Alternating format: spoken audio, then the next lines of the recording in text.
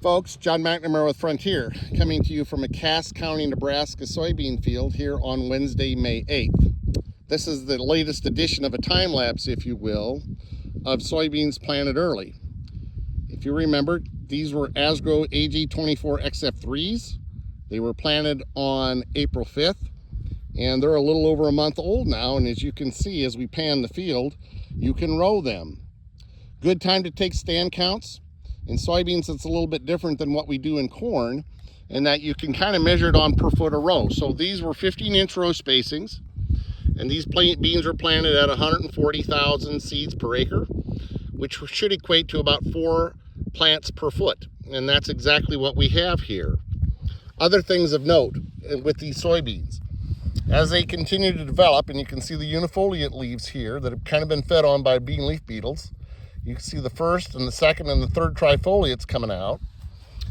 Things that might worry you is that feeding, and that's primarily due to bean leaf beetles.